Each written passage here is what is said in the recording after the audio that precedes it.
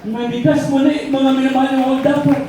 Paglakad niya na naman, may kasama pa rin. Hindi pa siya nakakababa. Sumingaw siya muli. Hallelujah! Praise the Lord!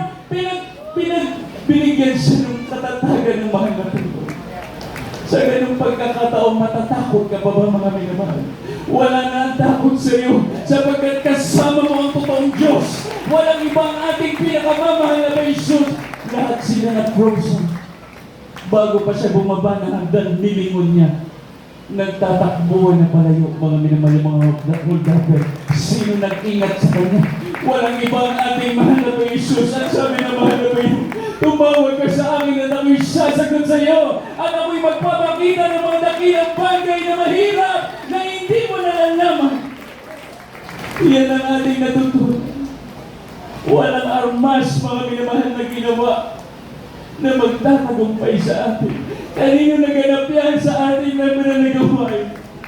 Dahil may totoong propeta nagturo sa atin. Hindi siya pa at maubos ang ating tinig sa pagpupuri sa Diyos. Karaman dapat masalamatan ang ating mahal na Panginoon. Imagine this verse, mga minamahal na Hari Hezekiah. Hanggang sa buhay ni Haring David bago siya mamatay. It is 300 years ago. 300 years ago. Bakit sa panahon ni Haring Hezekiah ni-remind sila ng mahal na Panginoon? Imagine 300 years ago. Ni-remind ng mahal na Panginoon. Ang sabi niya, sabihin mo sa kanya, ganito ang sabi ng Panginoon Diyos ni David na iyong magulang. Hindi kinalimutan ng mahal na Panginoon ang kanyang mga lingkod. Ganon din ang mensahe ng mahal na Panginoon sa atin. Hindi ko nalilimot ang panalangin ng propeta. Ang beloved Ramon Pastor with the shuttle medal na nagturo sa inyo. Ang inyong mga naunang magulang na ginamit ng ating dakilang Diyos upang magkaroon ka matatag na pananampalataya hanggang sa mga oras na ito. Ang katatagan ng iyong pananampalataya, your unwavering faith ay nanggaling, mga minamahal. Ang sabi ng ating beloved, Ate Ted, we have the same DNA. We have the same spirit. Kaya kung hindi maunawaan ang salita ng Diyos, ibig sabihin, mga minamahal, ang espiritu ay iba. Amen. Amen. Kaya pag nagugulbihan mga minamahal, naku-confuse, at ang gusto ay mauna, mga minamahal, sa lahat ng mga salita ng ating mahal na Panginoon, you need to give respect doon sa authority, mga minamahal. Kung sino nilagay ng ating mahal na Panginoon Jesus, down to our beloved children, mga minamahal, hintayin natin lahat tayo magpasakop. Amen. Tayo magpakumbaba. Tayo ay makinig. Sapagkat sa haba ng panahon, mga minamahal, damang-dama natin ang pagpapala ng ating mahal na Jesus.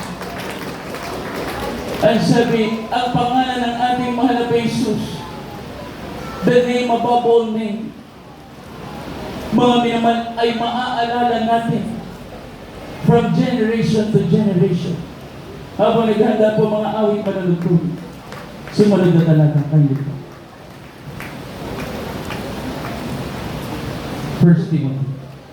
Dito po sa aklat ng unang Timoteo, Kapitulo 5, ang talata po 17, ito po ang sinasabi, ang mga matanda na nagsipamahalang mabuti ay aring may karapatan sa ibayong kapurihan, lalong-lalo na ang mga nagpapagal sa salita at sa pagtuturo. Matthew chapter 10. Verse 41. Dito po sa aklat ng Mateo, kabanatang 10, talata ay 41. Ang tumatanggap sa isang propeta dahil sa pangalan ng propeta at tatanggap ng ganti ng isang propeta. At ang tumatanggap ng isang taong matuwid dahil sa pangalan ng isang taong matuwid ay tatanggap ng ganti ng isang taong matuwid. Amen.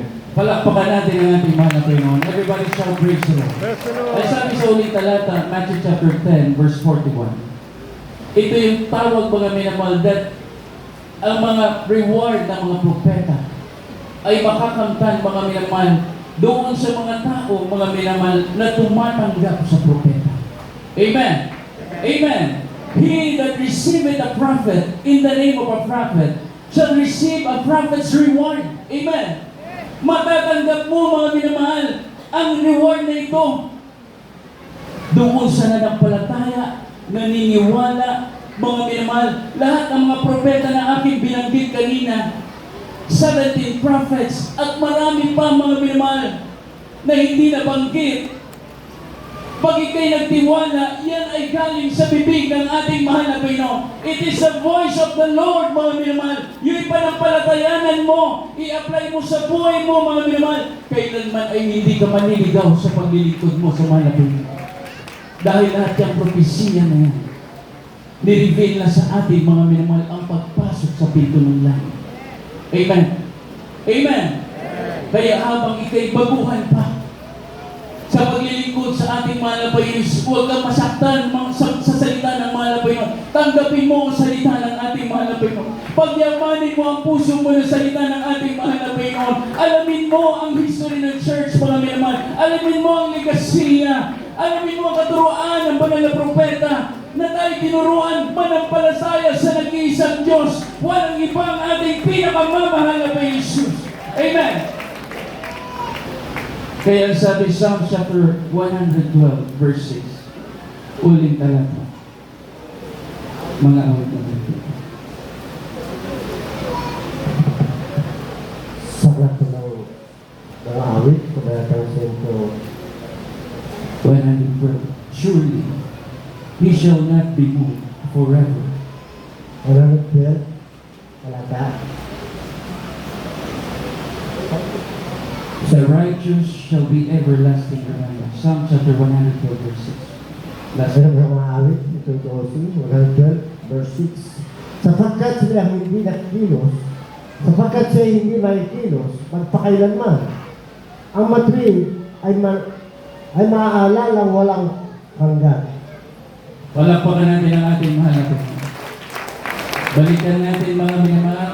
Ang sabi, changes in culture takes time.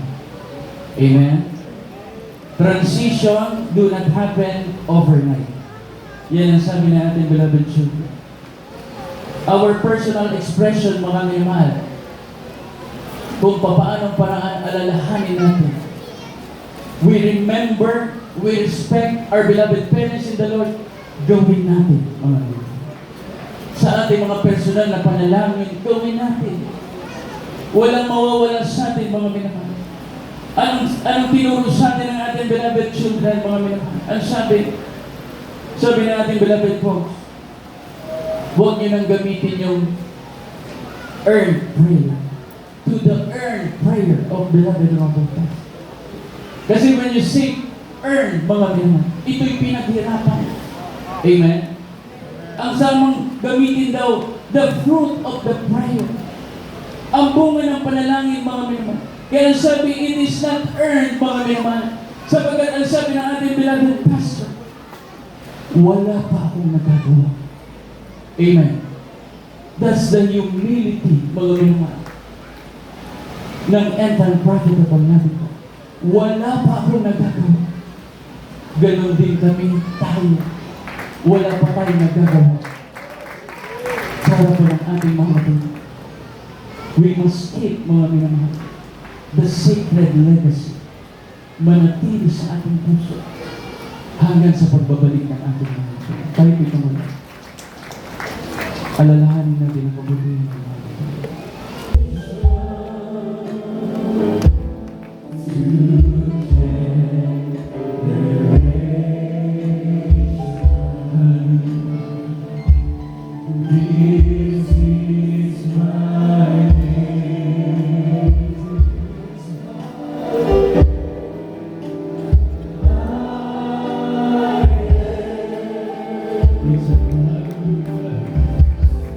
This is my name.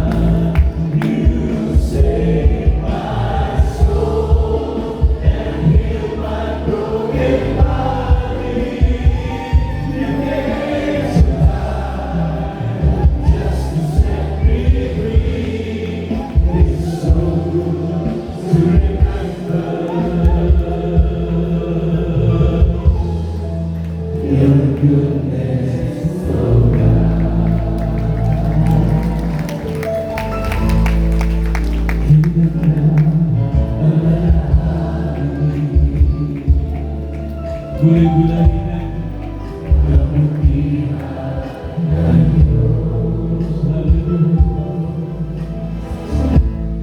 Kay ganda alalahanin. Hallelujah.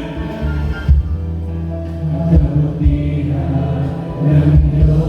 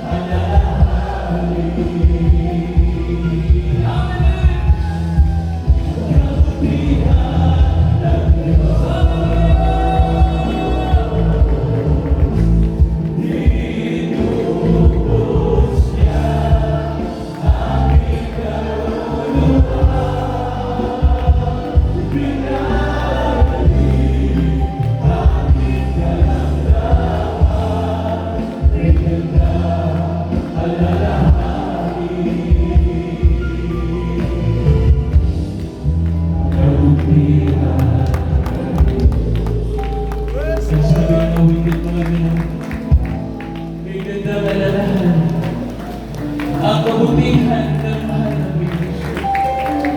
Ang Diyos natin ay mabuti. Kailanman ay hindi natin malilimot, mga minamahal. Kung paano tayo dati-dati, hindi tayo marunong manalangin. Hindi tayo mga minamahal marunong tumawag sa mahal. May karamdaman ka, wala kang matawagan.